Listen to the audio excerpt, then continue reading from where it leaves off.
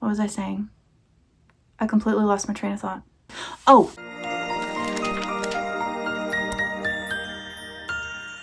Hello, my darling. Welcome to my channel, Boyce here, and on this channel, it is my goal to help you find your next book obsession. Let's look at today's Illumicrate unboxing to see if maybe that's this one. Okay, this book is giving major Studio Ghibli vibes, and wait until you see what Illumicrate did with these edges. They literally look like water rippling under moonlight. Let's dive in to The Water Moon. Today we're unboxing the Illumicrate exclusive edition of The Water Moon by Samantha Sotto Yambao. I'm very sorry if I mispronounced that, but I think I'm right. This just released in January 2025, and when I tell you this book is unlike anything I've ever seen, a magical pawn shop where you can literally sell your regrets, like, yeah, we need to talk about it. Now, you probably are well aware of what a book box is. I've been covering them for several weeks now on the channel. We are almost through with that series. I really hope you've been enjoying it. But just in case, this is a quick refresher on Illumicrate for anyone who is new here. They're the OG book subscription out of the UK, and it's a book box that's been creating these exclusive editions since 2015. Now the edition that I got today cost me $38 versus the $28 standard hardcover. And what I want to show you today is why I think those extra $10 is worth it. You're getting exclusive cover art that you literally can't find anywhere else. Incredible specialty edges, like what I'm about to show you. Exclusive end papers, and this is key, the author's actual signature, not a signature plate. Plus, Illumicrate works directly with publishers to create these, so you're supporting both the author and independent book curation. It's basically the difference between buying a print and buying original art. Kind of. Not really, but we're gonna go with it. All right, let's get into the details. So what's The Water Moon actually about? Imagine a hidden pawn shop in Tokyo where people don't pawn objects. They pawn their regrets, their bad decisions, their what-ifs. Most people just see a cozy ramen restaurant, but for those who are truly lost, they find the pawn shop. Our main character, Hana, inherits the shop from her father, but on her very first day as the owner, she wakes up to find the shop ransacked, her father missing, and the most precious pawned regret stolen. Then this charming quantum physicist named Kaishin, I think, stumbles in, and he can actually see the shop, which shouldn't be possible. Together they have to journey through this parallel magical world. We're talking rides on paper cranes, a night market in the clouds, bridges made of midnight. She weaves in themes about free will versus destiny, the weight of our choices, and whether we can ever truly escape our fate. Now, I have some bad news. A dear friend of mine has been researching this book extensively, and unfortunately, from what she has read, people leave this book disappointed. It has a fantastic premise, it has fantastic potential, but the main criticism that I'm seeing is that it just is not a satisfying ending. So I want to be very honest with you. I show you both the pros and the cons on this channel. I'm not going to just tell you everything's pretty, shiny, and unicorn farts or whatever. That is a big criticism, and even though I am intensely interested in the story, I'm a little hesitant because of that feedback. I just want to be really honest with you about that. But let's continue to talk about the reception. On Goodreads, it's sitting at 3.7 stars from over 38,000 ratings, which is not good. However, it was even nominated for Best Fantasy in the Goodreads Choice Awards, so I'm a little confused about that. But that is a fantastic achievement, and congratulations to the author for getting that. Readers who love it are calling it Studio Ghibli in book form. Whimsical, atmospheric, with this dreamy quality to it. Now let's talk about the criticisms. Some readers found the pacing very slow and wanted deeper character development. A few mentioned the dialogue feeling very stiff at times. It definitely seems like the story is going to be more about the vibes and atmosphere than the plot.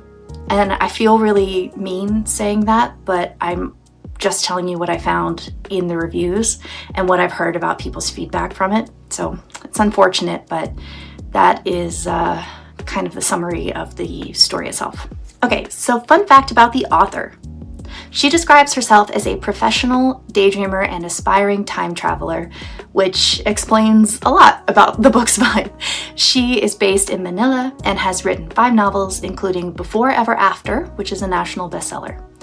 Here's the cool part. She said in interviews that she writes the way she daydreams, and readers have noticed that her prose has this lyrical, almost floating quality that makes you feel like you're in a dream yourself, which is perfect for a book about magical pawn shop and a surreal alternate parallel world, huh? Okay, so I want to talk to you about the book itself. So let's go ahead and go through the unboxing.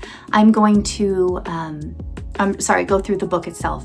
I'm going to do a full unboxing at the end with just minimal voiceover so that you can see from start to finish the unboxing. But for now, let's dive into the book itself. Now the cover has this gorgeous gold foil on it and this dreamy cover. And you know, that dreamy ethereal quality is really a consistent comment we get on the book itself. So I like that they took that and they pulled it into the cover. And this is beautiful artwork, really, really beautiful. I love anything to do with moon and dreamy and witchy things. And so this one immediately called to me. I like the combination of cityscape, water, and the smoke. The train is interesting, and the moon with the bridge and the tree in the background. This is a really gorgeous design.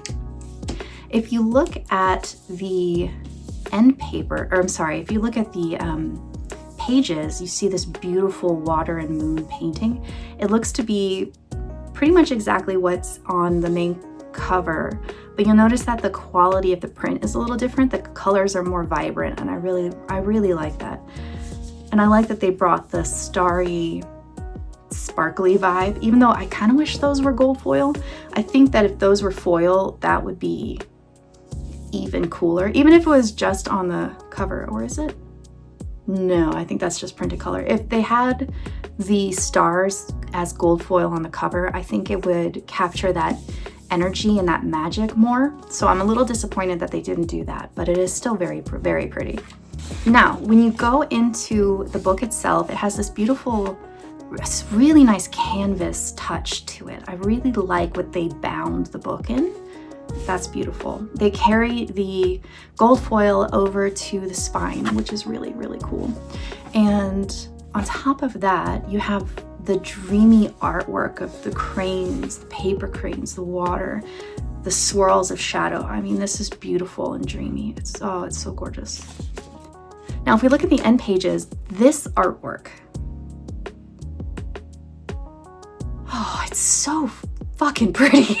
It's just so pretty. It's so well done. And they carried that.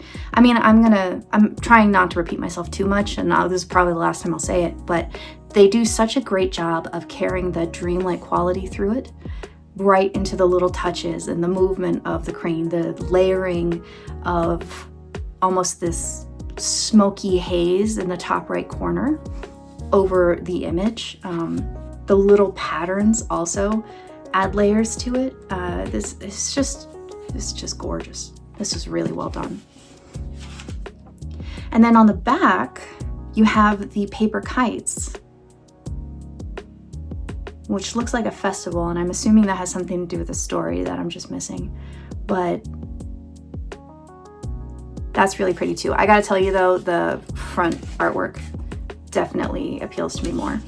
Now, I like that there is a note from the author. I really like that touch because a lot of times, actually, I think every Illumicrate edition is supposed to have a note from the author. I might be wrong. Correct me if I'm wrong about that, but that seems to be a pretty common thread through all the ones that I've seen. And of course, it's autographed. Little side note about publishing in these special editions. I have had a published edition done through, a special edition of Wraithblade and Wraithforge done through Wraithmarked.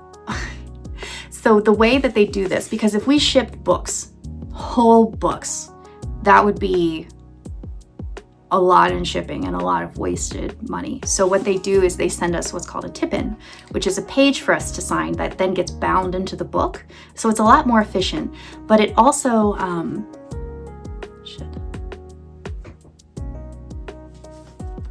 what was I saying? I completely lost my train of thought.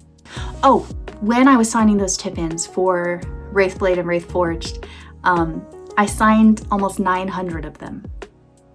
I put on a couple Jurassic Park movies and I just signed them. I hid hearts on some of them. And yeah, my hands were definitely cramping after a couple days. And then the publisher, or not the publisher, the printer threw them away. They accidentally marked them to be destroyed, and so I had to sign another 900 of them. I was like, why do you hate me? So I signed almost 2,000 tip-ins for that special edition. Suffice to say, I had to take a day off or two because my wrist was hurting.